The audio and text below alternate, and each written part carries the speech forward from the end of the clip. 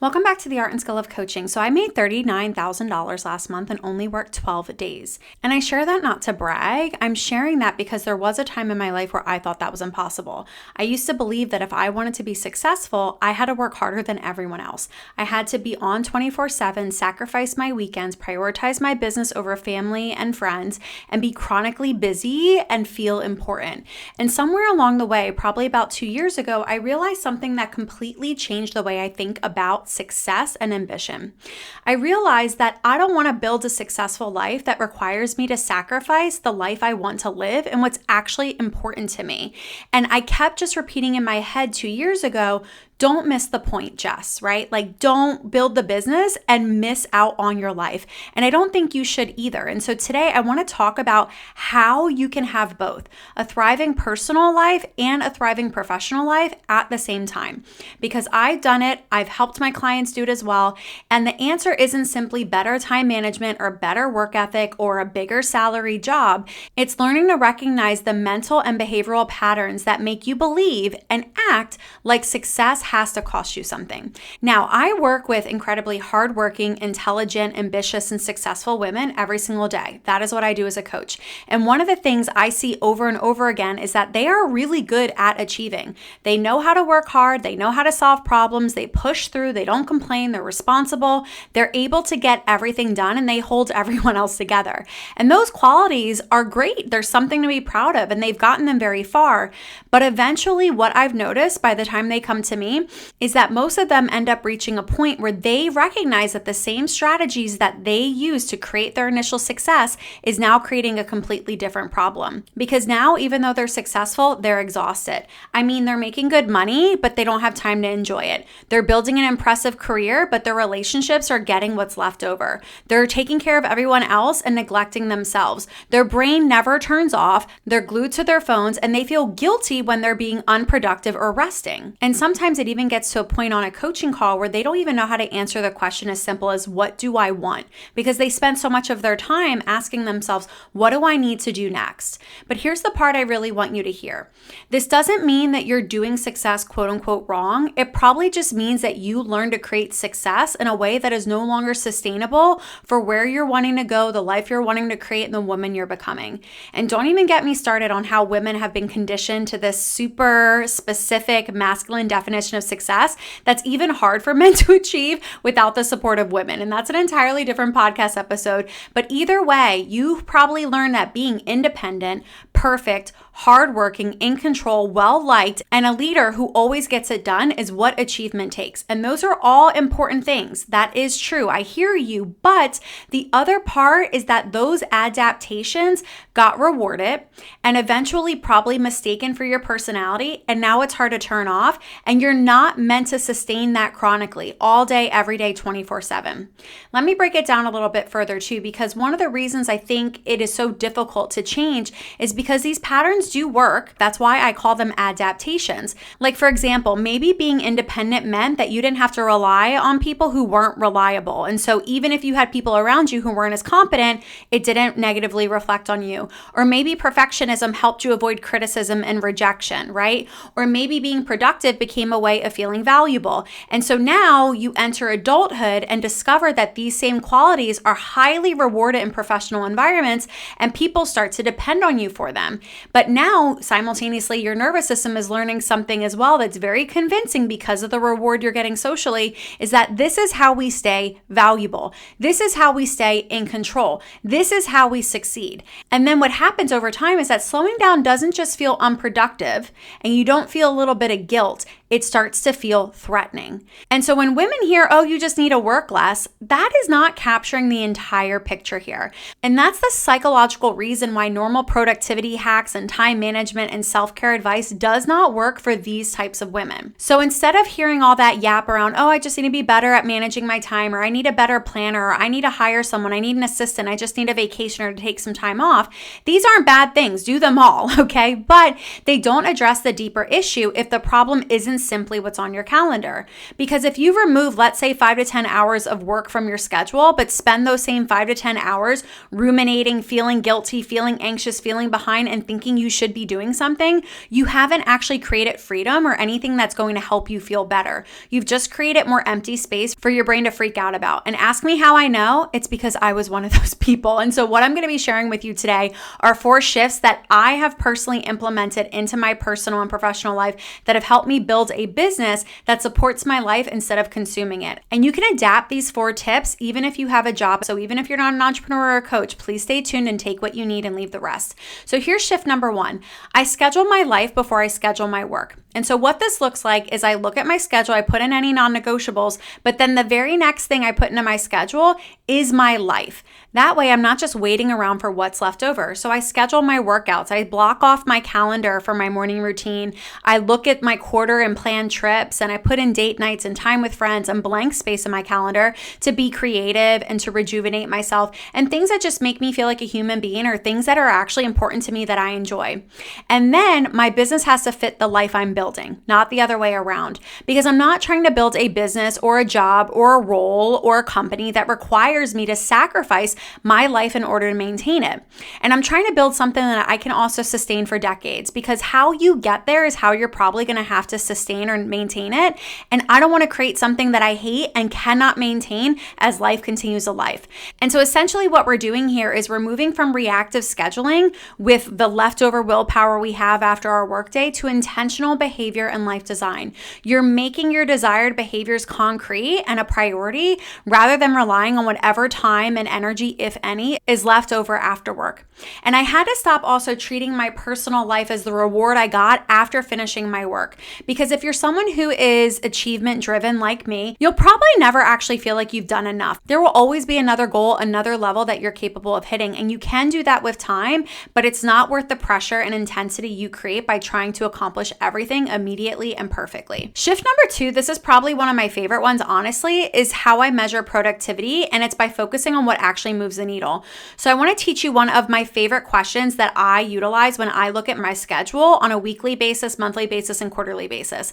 I ask myself, what needs to get deleted, delegated, or automated? Because every task has to answer these 3 questions. Does it generate revenue? Number 2, does it improve client outcomes? And number 3, does this meaningfully grow the company? And if not, I ask myself, why am I doing this? And am I the only one that can do this? And if not, do I need it? Can it be deleted? Can I delegate it to someone who enjoys this or is more efficient or cheaper? Or can I just automate this so that it's taken off my task? And again, I know not everyone listening has a business, but don't bypass the essence of what I'm communicating in this tip, right? Because I've noticed with high achievers in particular is that they're vulnerable to confusing activity with progress. They'll confuse busyness with productivity. And if you've learned to equate your productivity to your worth, being busy and not actually making meaningful progress on anything can feel weirdly assuring. And so I encourage you just to remember, being busy isn't profitable and being busy isn't necessarily impactful either. So ask yourself, is this actually moving the needle? Is this part of my IPAs, my income producing activities? Is this part of what my zone of genius is and only what I can contribute to the team? Or is this just giving me the feeling that I'm doing something? And if so, evaluate, can this be deleted? Can this be delegated? Or can this be automated? Shift number 3 is I really protect my brain and energy from unnecessary cognitive load and decision fatigue.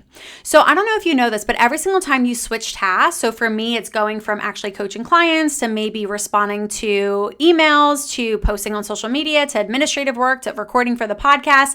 Every single time you switch tasks, your brain has to reorient, and science says that it takes about 23 minutes on average to reach the same level of focus. So imagine how many times you pick up your phone to check social media or switch between email and something you're working on. It's on average 23 minutes of lost productivity and focus. And so what I like to do is I batch similar activities, not just back to back, but in days. So I have a CEO day, I have a teaching day, I have a client facing day, I have an administrative day. I really try to stay in that zone of genius so that even when I'm switching from task to task, it's the same bucket of work. I have working hours that I protect based on when I've realized I am the most focused. I put my phone on do not disturb so I'm not getting distracted distracted by all these alerts. I use apps that block my social media because I too can get lost in the scroll. I reduce unnecessary decisions during my workday, like what to wear, what to eat, by meal prepping and picking out my outfits ahead of time. And I try to protect my highest quality cognitive energy for the work that actually requires it versus getting caught up in menial tasks that, again, I can delete, automate, or delegate to someone else. And I think this matters even more when you are trying to lead a team, when you're trying to lead a business or a project, because your job isn't necessarily to just check the boxes and complete the task. The most valuable parts of your job probably require you to think, make decisions, solve problems, create, lead, put out crises, or anticipate what's coming next. And you want to protect that energy to be able to do those things, which takes me to shift number 4. I treat myself as the greatest asset in my business.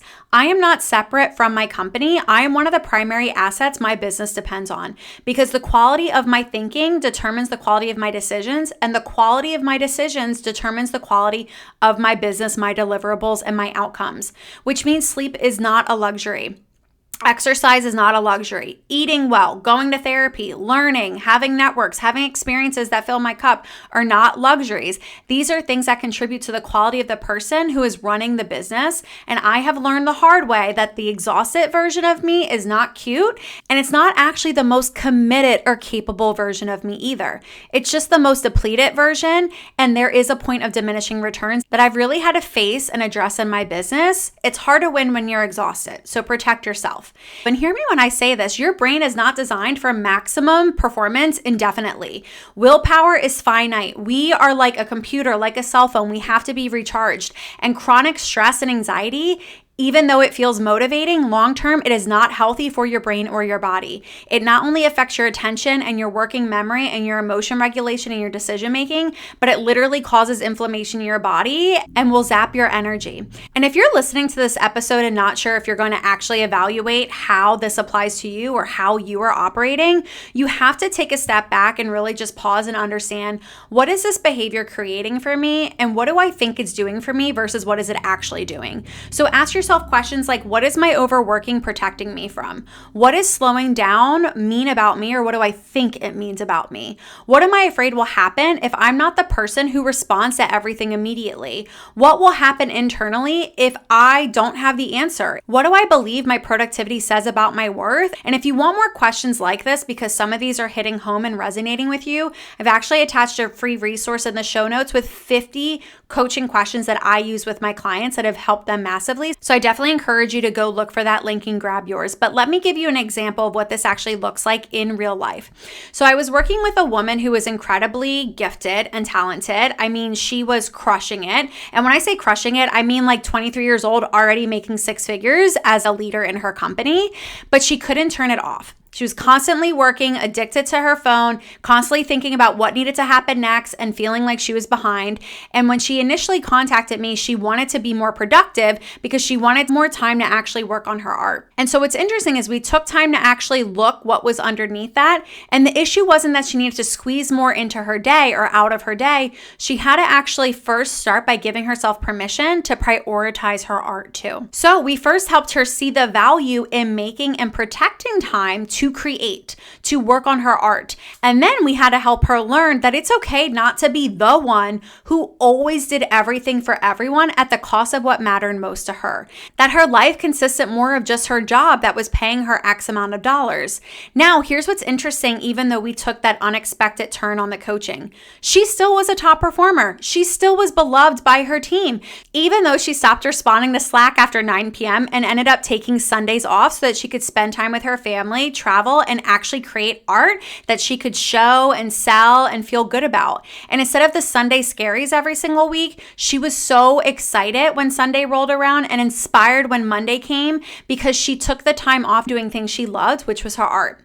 And I hope you hear this. You're going to sacrifice something when you're a leader, when you're working towards something meaningful and bigger than you, but don't pay the cost of your health, your relationships, or yourself. You will regret it. And if your job isn't paying buying you more than it's costing you, it might be time to evaluate that role or how you're showing up to that role. And if you're listening to this, I hope you're not misunderstanding what I'm saying. The goal is not to become someone who doesn't care about achievement. I love having big goals. I love going after the delulu, audacious, courageous thing. I love making money. I love being great at what you do. I love creating something big and special. I don't want less ambition, but I don't want ambition that requires self-abandonment. I want you to build the business and have the marriage of your dreams. I want you to build the career and have the social life. I want you to make the money and have a healthy body. I want you to lead the company and have Sundays where you're not reachable and nothing falls apart.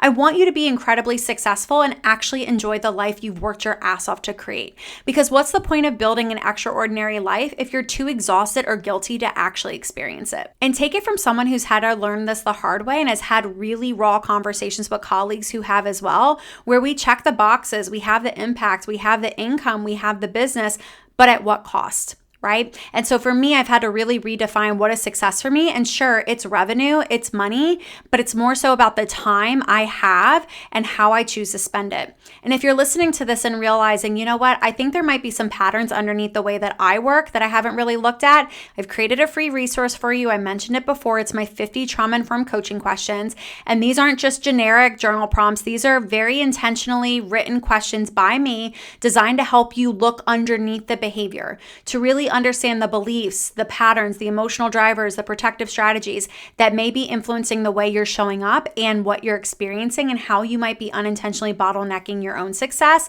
and the income and impact you can be having. You can download it for free. The link is in the show notes. You get it immediately. And if you're at the point where you just don't want to understand the pattern, but you want support in actually changing it, my one-on-one coaching is for women who want exactly this, that they know what they've been creating and achieving is not sustainable long-term, and they don't want to have to keep choosing between their personal and professional life. They want both in a healthy, sustainable way.